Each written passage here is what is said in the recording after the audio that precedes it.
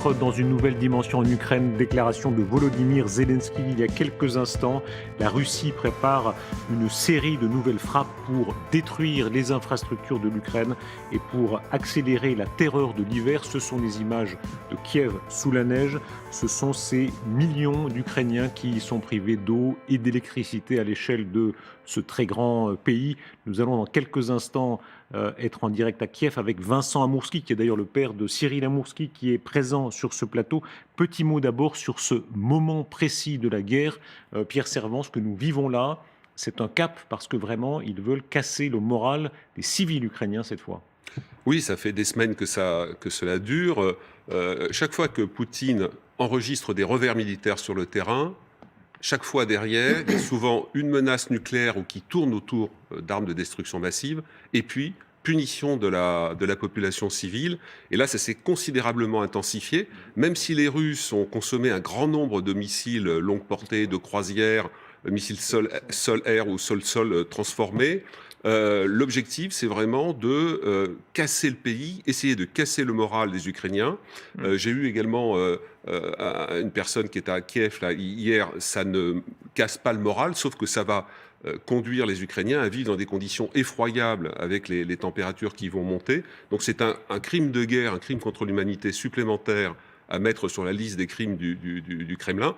Des crimes du Kremlin. Et par ailleurs, il y a sur le plan des opérations, sur le front, on va en reparler, une intensification aussi des combats. Cyril Amourski, on va tout à l'heure être en liaison avec votre père et votre mère, Vincent et Irina, qui sont à Kiev. Ils font partie de ces millions d'habitants qui sont touchés. Les privations d'eau, les files d'attente à Kiev notamment pour avoir de l'eau, c'est une des privations les plus compliquées pour tous les habitants. C'est une situation qui est extrêmement compliquée d'un point de vue humanitaire. Les gens, que ce soit à Kiev ou bien les Ukrainiens de toute façon en général, se sont plus ou moins préparés, je vais dire, mentalement à cette épreuve-là. Zelensky a dit encore il y a plusieurs mois que cet hiver sera l'hiver le plus compliqué, que ce soit en termes de température, que ce soit en termes de moyens et de logistique. C'est des conditions qui sont extrêmement compliquées. Il me semble, c'était vers mercredi-jeudi, les personnes à Kiev et dans d'autres villes, une fois de plus en Ukraine, se sont retrouvées sans électricité pendant à peu près 24 heures, voire plus. Pour certaines personnes, c'était 36 heures. Je sais que j'ai plusieurs collègues à moi, plusieurs amis à moi qui vivent là en ce moment en France, par exemple, qui ont de la famille aussi en Ukraine. Eh bien, ces gens-là n'avaient pas réussi à avoir de la communication ou quoi que ce soit. Et par rapport à l'eau, eh bien, évidemment, c'est une conséquence, une fois de plus, humanitaire des attaques de la Russie, puisque aujourd'hui, la Russie, elle cible systématiquement les populations civiles. C'est son objectif principal. Elle sait très bien que les Ukrainiens ne céderont pas. Donc, c'est pour cela qu'elle décide d'attaquer la population civile pour la démoraliser. Mais ça ne marchera pas. Et dans la famille Amourski, Irina et Vincent Amourski, vos parents, merci, madame et monsieur, d'être avec nous en direct à Kiev. Bonsoir. Bonsoir. Quelle est la situation pour vous ce soir? D'abord, comment est-ce que vous êtes éclairé, tout simplement? On a de la chance, on a de l'électricité là en ce moment. Ça peut couper d'un moment à l'autre, à vrai dire, mais jusque-là, ça va. Quelle est la On a situation de à, l'électricité depuis 2 heures. quelle est la situation à Kiev qui vous entoure? Euh, la ville est dans le noir. On a la chance pour l'instant d'encore avoir un hiver qui n'est pas trop rude, donc la température avoisine les 0 degrés, donc ça reste supportable. Évidemment, on redoute l'hiver à venir parce que des températures de -10, -20 sont assez courantes et communes ici. Nous, on a la chance d'habiter dans une maison à l'écart et donc on n'est pas tributaire de tous les services. De tous les services communaux et donc on a un générateur et puis on a aussi des accumulateurs. Donc ayant même une source d'eau, on est plus ou moins indépendant. Ceci dit, bon, on fait des va-et-vient pour aller brancher. On a des câbles un peu partout dans la maison. Hum. Euh, Un, donc nous encore, on a aussi une cheminée pour pouvoir se chauffer au cas où. Maintenant, là, pour des personnes qui habitent notamment dans des immeubles, c'est beaucoup plus compliqué. Oui, Donc les immeubles de 8 étages, 10 étages, on avait des c'est correspondants là qui ça. nous disaient, pour les personnes âgées notamment, c'est très difficile. Oui, c'est très difficile, ouais, effectivement. Et bon, et la ville est plongée dans le noir. Donc, on vide, sachant que c'est l'hiver, donc les journées sont déjà plus courtes. À partir de 4h30 environ, il fait quasiment nuit. Donc, on est vraiment dans la pénombre en permanence. Quand vous sortez dans la rue, vous êtes dans le noir, vous voyez que les phares des voitures. Après, pas mal de commerces continuent aussi à travailler avec eux aussi des générateurs. hein, sinon il n'y aurait plus aucune activité. Mais ceci dit, ça rend vraiment la vie difficile. Ça, il faut reconnaître ce qui est là. Cyril Amourski, vos parents. Non, mais une fois de plus, enfin, mon père, je pense qu'il l'a dit très clairement. Notre famille, elle est dans une situation plus ou moins privilégiée. Nous avons un générateur. Là, en ce moment, il y a de l'électricité. Et lorsqu'il y avait des coupures d'électricité massives dans tout le pays, notre famille, ça va, elle pouvait s'en sortir plus ou moins. Mais c'est pas le cas pour la plupart de la population. Parce que nous, on vit dans une maison privée, pas dans un immeuble. Je vous avais mentionné les immeubles de 8-10 étages. Là, c'est autre chose. C'est une situation qui est beaucoup plus compliquée. Et je salue d'ailleurs l'initiative de la France de donner, il me semble, à hauteur de 100 générateurs à l'Ukraine. C'est quelque chose d'important. J'aimerais que cet effort soit poursuivi par d'autres pays et même par la France d'une façon encore plus importante. Parce que aujourd'hui, nous sommes dans une situation où il y a énormément de problèmes, surtout d'un point de vue énergétique. Et donc, il faut aider absolument et en urgence ces gens-là. C'est absolument clair. Vous parliez, Irina, je vous pose peut-être la question, on va voir ces images des centres d'invincibilité. C'est l'État ukrainien qui met à disposition des habitants de Kiev, notamment ces tentes où chacun peut aller se réchauffer ou rebrancher son téléphone portable. Est-ce que ça marche simplement? Honnêtement, Toi, on n'a pas eu à s'en servir. oui, on sait qu'il y a les endroits comme ça, il y a la liste des endroits, il y a les endroits qui sont en train d'être construits. Par exemple, nos voisins, on a parlé hier, parce que nous, on a aussi du gaz, donc on a la possibilité de cuisiner. Par contre, nos voisins ont que l'électricité, et donc ils ont cette information à propos des centres comme ça. Nous, pour le moment, on n'a pas eu de besoin de les utiliser, heureusement. Mais voilà. Mais pour le moment, notre maison est prête à servir comme un des centres pour nos voisins aussi. Donc, parce que pendant la dernière coupure longue, nos voisins n'ont pas eu d'électricité, nous on a eu de la gaz, donc on les a invités de venir réchauffer la nourriture, etc.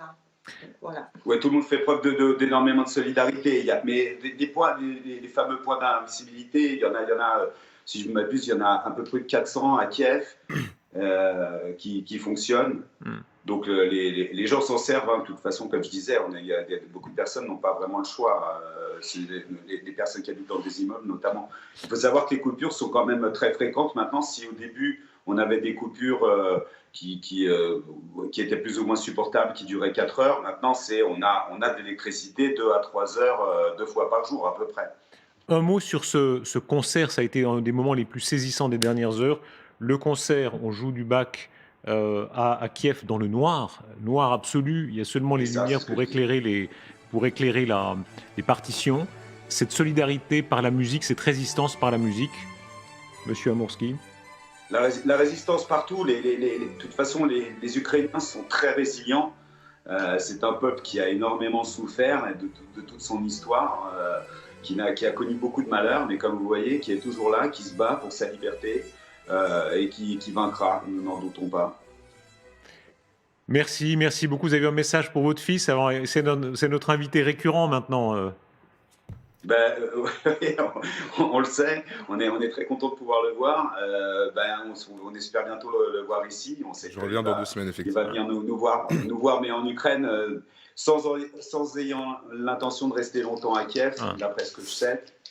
Il y a beaucoup de familles divisées. Vous avez un petit frère, je crois, de 8 ans. Oui. Qu'est-ce qu'il vous dit? Mon petit frère, justement, et en ce moment, il est en région parisienne, près de la ville de Cergy.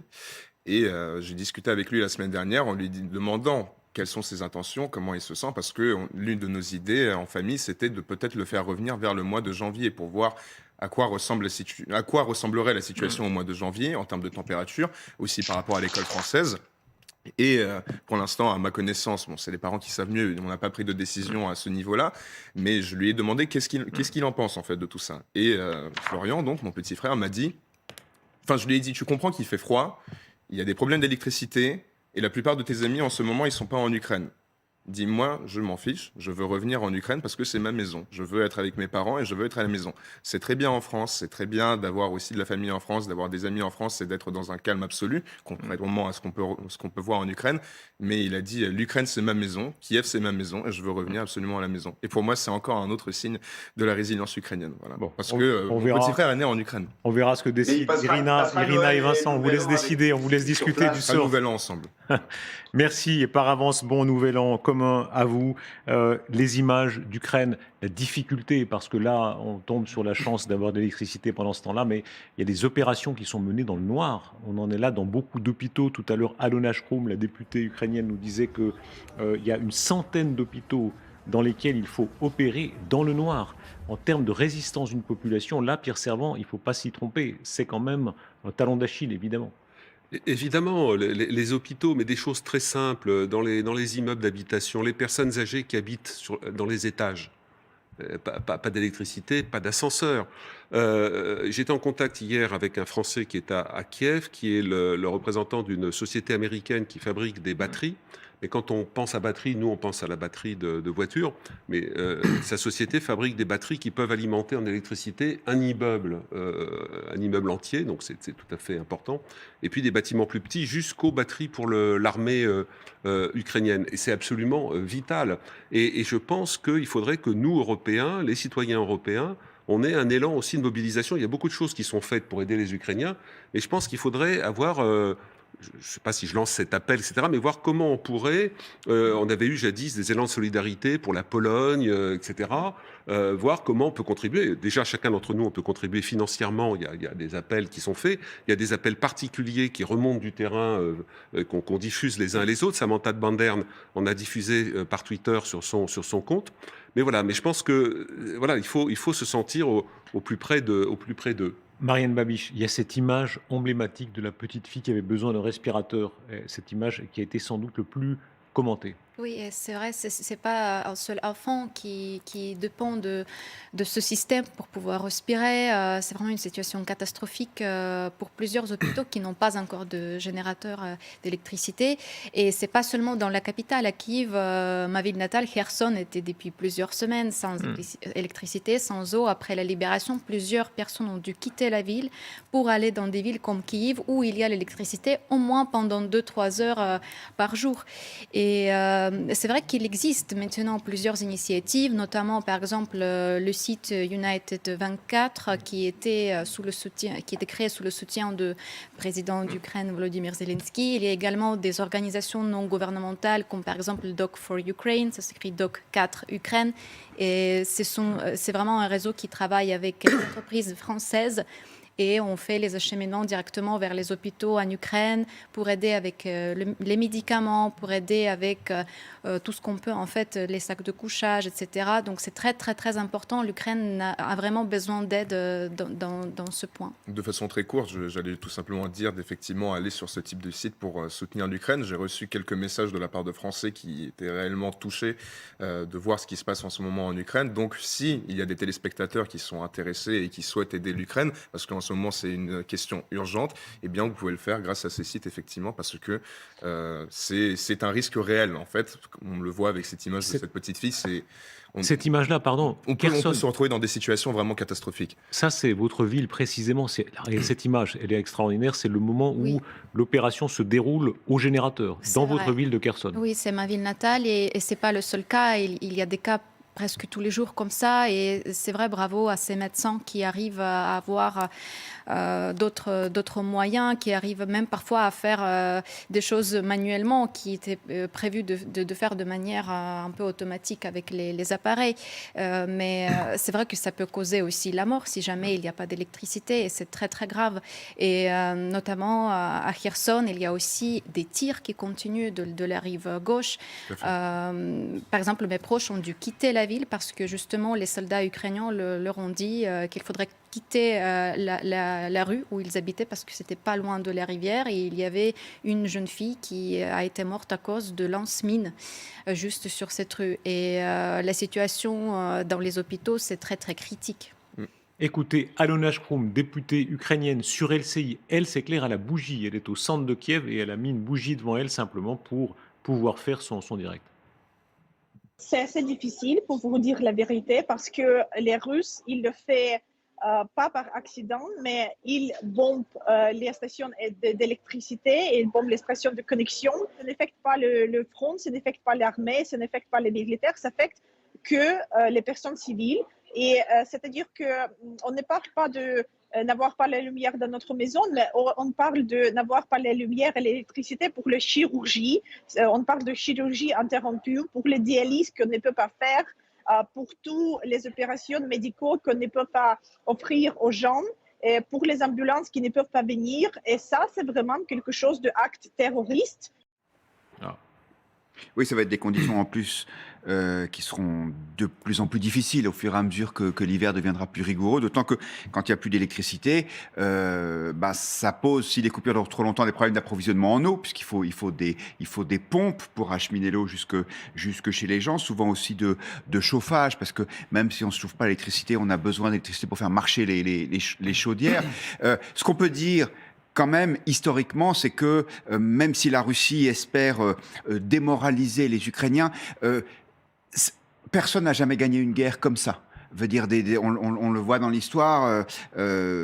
Pierre parlait de Sarajevo tout à l'heure. Le siège avait duré plus de 3 ans, au début des années 90, et ça n'a pas empêché, ça n'a pas été un tournant dans la guerre. Et en plus, le côté quand même positif, c'est que les Russes peuvent frapper les installations, les infrastructures d'électricité en particulier, mais ne bloquent pas ces villes. Et donc, on peut imaginer que si la situation continue, il puisse y avoir des réfugiés dans les pays limitrophes. Je pense notamment à des gens qui seraient dans des situations de santé difficiles et qui pourraient bénéficier de la solidarité des pays voisins, puisque les Russes ne maîtrisent pas les routes et encore moins le territoire ukrainien en dehors des zones de l'Est qu'ils ont occupées. Alors, d'où